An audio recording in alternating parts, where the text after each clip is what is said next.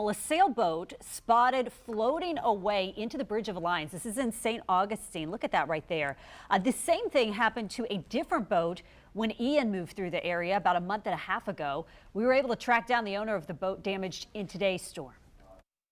I had anchors down with adequate chain and scope, and it still snapped loose.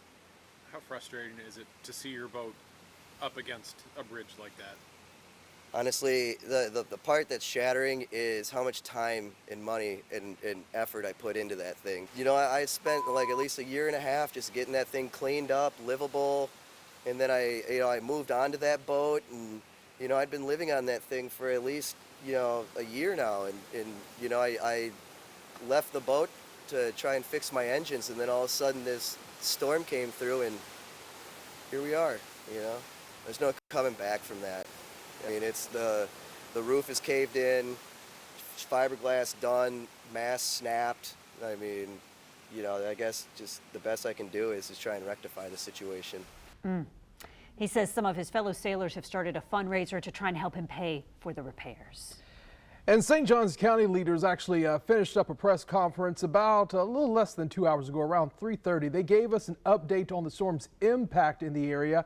They say crews are working on fixing that 6-mile stretch of A1A. We've been talking about that area that has basically become impassable. Right now with crews on site, they're removing those large chunks of asphalt, replacing it with other riprap and other areas that will be able to handle some of this wave action over the course of the next tidal event, in anticipation of further repairs tomorrow and the next day. And remember that stretch of A1A, that's from the Guana River Road to Carbica Road. Also in St. Johns County, the Bridge of Lions is still closed, and county leaders say it will still be a few more hours until all of that can reopen. We've seen a lot of coastal erosion as a result of Nicole, and we want to continue our team coverage now with Taylor Levesque, who is live tonight in Vero Beach. Taylor, what is it like out there tonight where you are? Yeah, we're still standing here on A1A. We've been out here for the last few hours. A lot of action in the last 20 minutes. I'm going to move out of the way. We've seen about a half a dozen trucks come through here with material. If you see those yellow trucks right down the street here, they've been coming in full of material like rocks and pieces of asphalt to help repair this road. We can't really see much because of all the cars, but the area we were able to see, it looks they've in the road and made it a little easier for at least emergency personnel and workers to pass through. Now this is near Carbaca Road is where they're doing the majority of the road repairs today. Officials tell us that because of the storm surge that happened earlier today that washed up on the road, it caused 90% of the road on A1A to collapse. And they said that actually the sand dunes in this area where they're doing the construction are no longer there.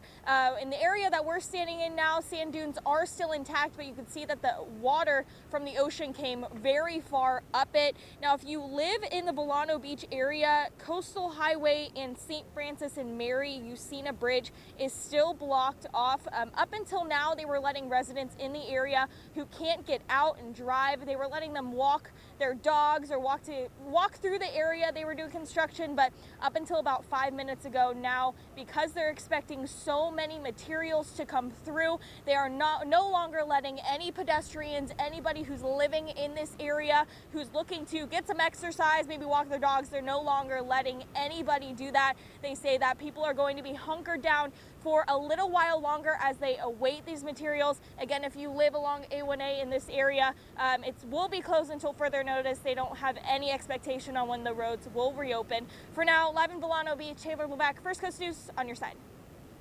Work to be done there. Taylor, thanks so much. We want to go now to Alden German. He's over in the Matanzas area, and Alden has been giving us a great perspective, just kind of showing us the dunes and the impacts that's happening there in the Matanzas region.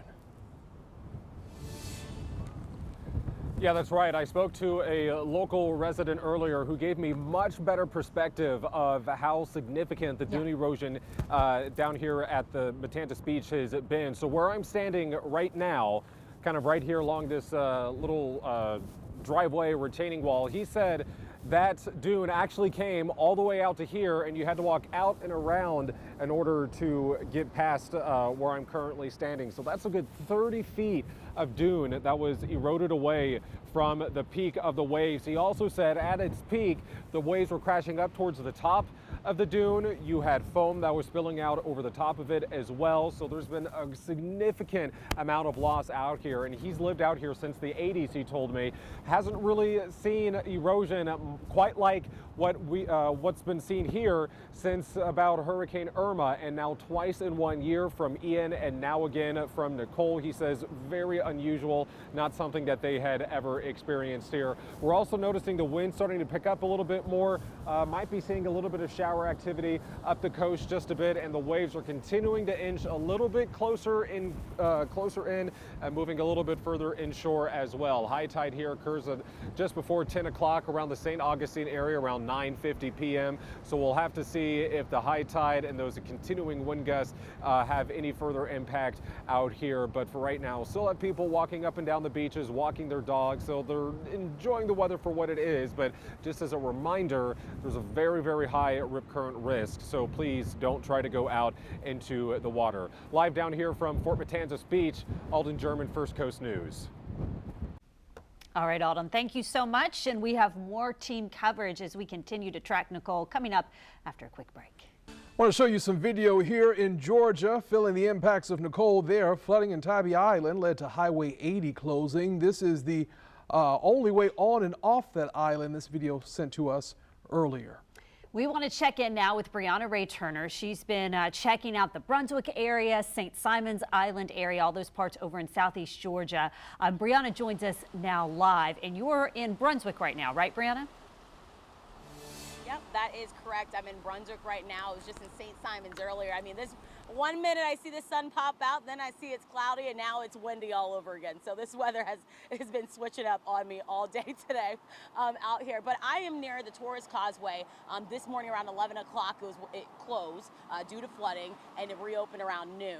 I'm here right now. It's not closed. Traffic is still going on. Like I said, it's windy. You can see the traffic lights flying. It's super windy out here.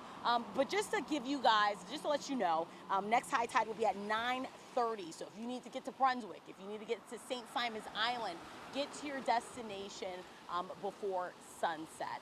I'm here live in Brunswick. Brianna Ray Turner, First Coast News on your side. Thanks so much. We want to go to Brandon Schaff now. He's joining us from Riverside. Brandon, where are you exactly right now? I know we were talking about sending you. It looks like you're over at Memorial Park right now. What are you seeing?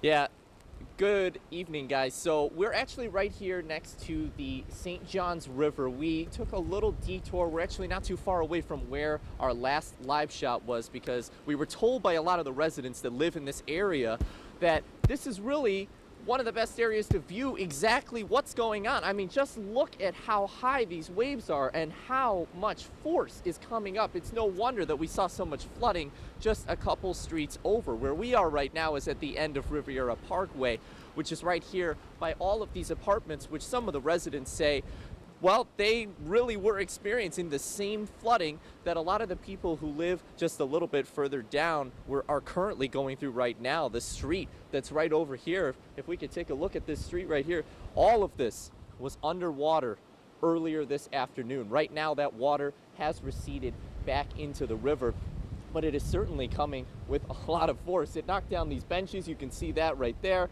I would imagine that all of this was probably completely underwater really not that long ago. But for now, right here in Riverside, you know, we'll still continue to give you some updates. We're going to stay in this area, and we're going to go find another spot to give you some more coverage later on. But for now, here in Riverside, Brandon Schaff, First Coast News on your side. So we want to head out now to Zach Wilcox. He is joining us live from Atlantic Beach. I feel bad that it's a week past Halloween, because I would probably make a pretty good Two-Face from Batman, because we've had all the sand from the dunes just slapping Josh and I on one side of our face, so we're kind of coated, almost like an exfoliating mask. So maybe my skin will actually look good after this. But that gives you an idea. I think Michaela was talking about that about an hour ago, just how much sand was, you know, whipping up here. If you were down at the beach, that was, you're gonna hit more with that than water at this point. So showing you the beach access here at 18th Street.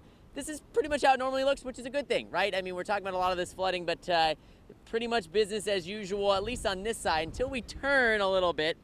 And I'll have Josh turn, and then you see where the beach access ends. Now, usually you can kind of just gently slide down there, but it is a pretty steep cliff at this point. I talked with some folks who live around here. They said that they feel like they've lost probably a good 10 to 15 feet as a reference point. And I don't know if Josh can show that that private access. You can see where the sand's sort of just sitting on the very top of that railing. That's about as high as the water got up at high tide. So that gives you an idea of where we were and where we've gone to. I was talking with one person who mentioned that they have somebody on the Elation cruise with Carnival. Of course, that sails out of Jacksonville down to the Bahamas, and they're getting an extra day. So they got a kind of a lucky break, although I don't know, maybe not the best time to be on a cruise, but they got an extra day out of it. So because the port's closed right now, so they can't get in, so the cruise is still out there. And then on the flip side of that, though, for the folks who were supposed to go to the Bahamas today, they're not going to be leaving until tomorrow, it looks like, tentatively right now. So they had a little bit of a shortened trip. So, you know, obviously there's only going to be one person that's going to be happy in that situation, and one maybe not so much. But yeah, an extra day on the cruise for the Elation that's out there. I meant to tell you this to you guys earlier when I was over in Moncrief. We actually saw a postal carrier out there, and if that doesn't give credence to the whole rain, snow, heat, or gloom of night, I don't know what does, because I mean, we were at the point where water was getting into folks' homes there. It was flooded, and he was just rolling right along, wasn't causing too much wake, and was making sure that while they were in there mopping and whatnot, they were getting their packages delivered. I couldn't believe it. I could not believe that we were seeing package deliveries. You know, usually I feel like I'm waiting so long for a package to be delivered. Wouldn't expect it to be delivered during a hurricane, but there we were. He went about his way, got all of them delivered, and made sure to stick to that postal carrier's creed. And I think they can maybe add hurricanes as the fifth element there. But we're in Atlantic Beach. Wanted to give you guys an idea of the erosion we're seeing here. And again, 10 to 15 feet is what we've heard from folks. And actually, I talked to one guy who came up to me and mentioned that he was at work today. Got called in, he's a contractor, and had to install an attic. And I asked him, I was like, feels like that's something that could probably wait for another day or two. But he said, well, I got called in, so had to go and do it. And he was surprised that he was out there working, but fortunately most of it was inside, installing the attic. So an easy break for him, and he's a surfer too, so he said that he's probably going to wind up having to work again tomorrow, but hopefully if that wraps up in time, he may be able to, if some of this debris works out of here, may be able to at some point this weekend, hopefully, take advantage of what could be some pretty good waves. So for now, in Atlantic Beach, Zach Wilcox, First Coast News, on your side.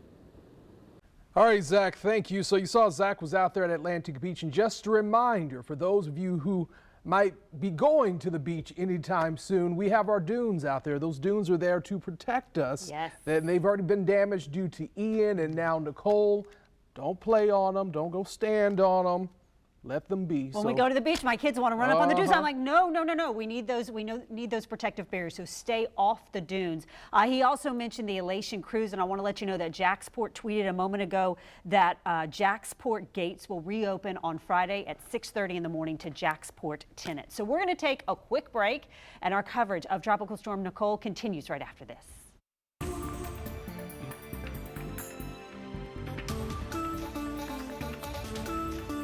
Well, welcome back. Coastal erosion, flooding, a common sight today across the First Coast. And we want to go to St. Augustine now. Our Jessica Clark has been down there giving us an excellent perspective of everything that they're facing with Nicole. Jessica, where are you right now? Driving around, I see. Okay, so we are along the bayfront in St. Augustine, just south of the Bridge of Lions. And we're just driving through town, checking things out after the worst of the storm has hit. And some of these homes I'm hearing along the bayfront do indeed have water in them. And they seem to often flood when we get these big storms. Can you pivot over there? Oh, there is the new Wharf restaurant. That used to be where the Santa Maria is located or was located. That's all boarded up, even though it's in the midst of construction, getting ready for the storm to come through. It looks like it did just fine, but of course more assessment is needed. There's nobody on the roads here, so I'm going to do something to show you something else, and that is on our left-hand side. And are you able to see this, Heather? This is a motorcycle or a scooter that has seen better days. It looks like it was really picked up by the floodwaters because the floodwaters went all over the road that we are on right now. and certainly has had some damage to it. And then there looks to be a porta potty in front of us that has tipped over on its side. We saw this last night, and indeed it has not moved from where it was. It was probably rocked around quite a bit from the water that poured over the street here. So on our left is the Marion Motel, I think so, yeah, the Marion Motor Lodge. This place has survived for decades, and it seems to be okay. It is a little elevated, and so it does a lot better than other spots. And so as we continue to go through, one thing I'm noticing is that the Christmas lights that were on last night, you know, some places are getting ready for the Nights of Lights a little ahead of time because we're going to have that start in 2 weeks. No Christmas. I'm looking at that sunshine on the forecast. Looking forward to that. I can't wait. I believe we are now going out to Zach Wilcox, and we're going to find out where he is. Zach is all over the place. Where are you right now? Yeah, Jeannie, we've been bopping around quite a bit here, haven't we? We are in Beach's Town Center. I figured we had to start getting a little more creative with the lighting if we're going to have anything to show you at all here as it's gotten so dark outside. So we're playing with our car lights right now, and we projected them onto to this main beach access. So just imagine Beach's Town Center, we're right at the main drive going into there, past like Post Tavern and everything. And I was thinking about this beach access a lot today because it's so wide. It's like the width of the street. And so it's a point where right by the lifeguard shack where a lot of the times they'll bring in ocean rescue vehicles, police cruisers, fire rescue, anything that they need to get onto the beach through here. So I was wondering with the dunes on either side if they would be able to support any water coming up. So it looks like what they've done is they've pumped a lot of the sand up into the beach access point. So it looks like there's no access. You got just a wall of sand there, almost like a temporary dune, and it seems to have worked pretty well here. Not a lot of water working its way toward the town center area. There is this puddle right here that it looks like that's kind of where they scraped a lot of that sand up and pushed it up there, making a temporary dune. I'm sure that took a lot of man hours and a lot of work to do, and it probably felt tedious at the time, but it looks like it has definitely had an impact here in the Atlantic Beach area. So we'll turn around here just to give you an idea of where we're at. This is Town Center, lit up over there. A lot of restaurants that seem to be operating at full capacity and have a lot of folks in them as well. And just, I thought, you know, maybe for a change, we'd actually be able to find parking in Town Center, but you can see our wonderful parking job here up on the beach access point. It's tricky. It's tricky. There's a lot of folks out tonight, so hopefully they're staying safe. And I'll leave you with this, and I don't know if this counts as news anymore here, but I wanted to leave you with my favorite image of the day. Wasn't able to capture it on camera, but some things I think aren't meant to be captured on camera. We were up in Mayport when there was a heron hanging out on the dock, and the heron, it looked like to me, it was dark, it looked like it was dozing off a little bit, and then a wind gust came up and it lost its balance and just about fell in the water. Of course, it had wings so it could catch itself, but I feel like that may work maybe as a metaphor for this storm as a whole. Feels like Nicole is just chugging on through, and based on Michaela's forecast for tomorrow morning, just when you think you might be out of it for a bit, there's a pretty good wind gust that comes up along and reminds you that she's still here. So we will still be here, and we'll keep an eye on Atlantic Beach tonight as we work closer to high tide. In Atlantic Beach, Zach Wilcox, First Coast News, on your side. Well, now, if Nicole can't knock over a heron, it can knock over us, That's right. That's right. Oh, Zach, you're funny sometimes. We appreciate that. We're going to take a break, and we'll be back with more coverage right after this. All right, we got some video I want you to take a look at. This is some video just into our newsroom tonight. Drone video of that fire at Island Point Apartments on Jacksonville's north side. Jacksonville Fire and Rescue, they're continuing to work that fire at this hour. They have confirmed the building a total loss. We understand more than 100 firefighters responded to this fire. You can just see that massive scene here. We will keep you updated with the latest, and once again, this is still an active scene. Let's go to St. Johns County now. St. Johns County Fire and Rescue keeping an eye on road conditions. This is video from earlier. The department posted this video of them driving through the area of South Ponte Vedra Boulevard and Guana River Road. Remember, that's part of the 6-mile stretch of A1A that is impassable for cars, but big specialized vehicles can get through. Crews are working on repairs to that road right now, Heather. Anthony, I want to show you, or show our viewers, some of the pictures and videos that we've been getting throughout the day through the Near Me feature on our First Coast News app. So check out this video. This is people trying to surf right there in the flooding in St. George Street. This is in downtown St. Augustine. It looks like fun, but seriously, this water, you don't know what's in it. It could be contaminated. You might not be able to see any downed lines that are there. It can be a lot deeper than it appears, so stay out of the floodwaters. Just not safe to be in it right now. Casey sent in this picture from St. Mary's. We're seeing more people right here walking through the floodwaters. Not a good idea. Try to stay out of the water. And the photo we're about to show you, this is from Jacksonville Beach. You can see floodwaters earlier today coming up from the marina right there. A lot of flooding there in Jacksonville Beach. I want to show you what it looks like in Ponte Vedra Beach. This was earlier. We want to go now to St. Augustine. Jessica Clark's been doing a tremendous job showing us all over St. Augustine today. And Jess is tonight in Davis Shores area. It's a neighborhood that has been hit so hard by flooding through so many storms. Jessica? Well, you know what? We were in Davis Shores, and it is a heartbreaking situation there. We have now crossed over the Bridge of Lions, and we are along the bayfront here in downtown St. Augustine. And I know it's hard to tell because not many of the street lights are on right now, and there's not a lot of traffic.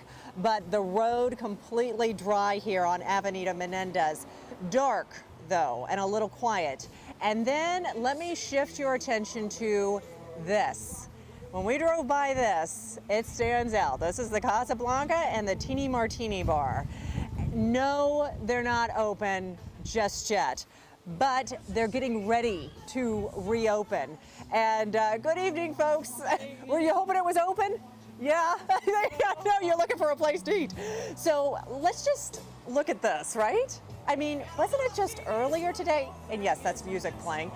Wasn't it just earlier today when we had Nicole come through and flood this entire area just outside of this patio? And then now look at this. Does this say resiliency or what? And if you go up a little bit further, I mean, this is the place that wins a lot of the Nights of Lights awards because of its lights display. People come here, they have a nice martini on the porch, a nice little brunch, and then they stay in the Casa Monica hotel, and I'm sorry, the Casablanca hotel, not the Casa Monica. Eric over there nodding. He's the manager. He stayed and made sure everything was okay. He says no water got into the place. Now it is elevated, which does help tremendously, but when we saw this, we just had to say we've got to show what this is and what is going on here, because there's such a dichotomy, right? On one side of the Bridge of Lions, people still dealing with water in their homes, and on this side, it's open and it's almost ready to go. It's not open for the night just yet, but he's wanting to open tomorrow. And here's why. There are people who work here that want to get back to work, that need to be earning some more money again, and don't want to have a storm again slow things down economically. It's just such an interesting thing to see here in St. Augustine, and it goes to show that we have learned, and a lot of the businesses have learned, what to do with these storms, how to prepare for them, and then how to bounce back. It's just fascinating, but we know there's a lot of work for a lot of people still to do after Ian and then Nicole. Live in St. Augustine, Jessica Clark, First Coast News on your side. And you know, just looking at that, Christmas lights, and we're talking about a hurricane. It was a tropical storm when it came here, but that's something that I've never seen. It really shows you what we're dealing with right now. Let's go to Tim Deegan to talk more about Nicole at this hour. Nicole, I want to sing It's Beginning to Look a Lot Like Christmas. Are you kidding me? Hey, how about a little more good news for St. Augustine, and that is that continues to be in the dry slot, and really not just St. Augustine, but for most of us in northeastern Florida. Now, yes, 90% of the flooding was because of what came in from the ocean. But this morning's high tide, in addition to the fact that it was the highest high tide, we also had the heaviest rain. Some areas had 3 inches in about 6 hours. So at least with this next high tide, we have a nice dry scenario. Now behind me, these are intense thunderstorms, but those thunderstorms are headed north. That's more for what the, folks from Savannah to Hilton Head through Charleston will be dealing with overnight tonight. And I wanted to show you the wind direction. Now, of course, the perfect wind direction would be from the west to the east, and we're going to have that on Saturday. But notice, whereas the winds today out of the northeast and east with gusts to 65 and 70 miles per hour. So I think you can certainly picture how that added to the push of the water. Now the winds are out of the southeast, and even now in Daytona Beach and Flagler, they're out of the south. And because the coast curves north-northwestward, that actually means the water is being pushed out. So although it's coming in with the high tide, at least the winds are beginning to help us as well. And certainly still gusty, especially around the waterways. For the next several hours, we'll continue with some gusts to about 40. Overall, the tidal waters are dropping. And what I mean by that is what we just talked about, that overall, if we didn't have high and low tides, there's more water going out through the inlets than there is water coming in. But we have the tides, we have the cycles, we have 2 high tides every day and 2 low tides. We're headed toward the second high tide, which we're very curious as far as how high it will be. I think it will cause problems in some areas, but we think at the very least, overall, it's going to be about a foot lower than what we saw. Instead of a 3 to 5 foot range, we're looking at 2 to 4, and maybe, just maybe, many of us will get by at just a 2 to 3 foot range above normal. Now, Michaela's been talking about this, and whereas those thunderstorms to the east of us are headed north, we do think that certainly some showers and possibly some thunderstorms out over the Gulf of Mexico will swing back our way tomorrow, at least during the first half of the day, and we'll keep a close watch on that. Here's another way to look at it. So this is what's left of Nicole. Very briefly now, we're going to call this a tropical depression, but still, its motion will define on where the showers and thunderstorms go. And watch what happens as we go from this evening and Nicole heads to the north. So this paints those thunderstorms that I was just talking about. Watch them head up toward the Carolinas, but then especially notice overnight tonight, we should begin to see another line of showers and possibly some thunderstorms starting to come out of the Gulf of Mexico. And then as what's left of Nicole then heads northeastward, see how that line swings through our area? Will not be nearly as strong as what we had this morning, but we will be watching that through the early morning hours and beyond. Then by tomorrow evening, that energy is out of here, and before a cool front arrives on Sunday, we'll sort of be in between on Saturday. Pretty tranquil and a decent amount of sunshine before cooler air arrives on Sunday. And maybe since we're looking at Christmas lights, cooler air won't be such a bad thing to have. So here we go on Friday. There'll be some sun, but there will also be some showers. No doubt about it, gusty winds, but these nothing like the winds we had. And notice the direction. The winds will continue to veer, as we say, around the compass from southeast to south and then southwesterly. These are still big seas, but those seas will continue to drop 15 feet down to 7 feet. The surf will stay up. There is a women's pro surf contest this weekend. They're actually hoping that there will still be some surf left. That surf will continue to drop through the weekend. And there's the high tide. So this is tomorrow morning's high tide.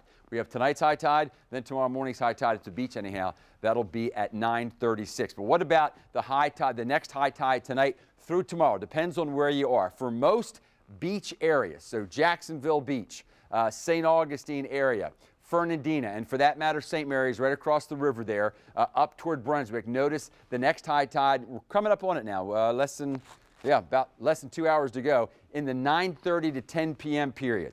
Then that water gets through the inlets, will be impacting the intercoastal through the estuary, and then a lot of that water gets into the St. Johns River. Remember, that then works west to east toward downtown, and then from downtown southward through and along the banks of St. Johns and Clay and Putnam and Flagler counties. And notice the tide. So as late as 11:30 will be the high tide downtown, and for much of urban Jacksonville, we'll watch that closely for the 11 o'clock news broadcast tonight. As you get down toward Orange Park, more like 2 in the morning, and then you get down toward Green Cove Springs, more like 3 in the morning, and for that matter, Palatka will be 6. Going to wrap it up for now, but we'll be watching that next high tide as it comes on in.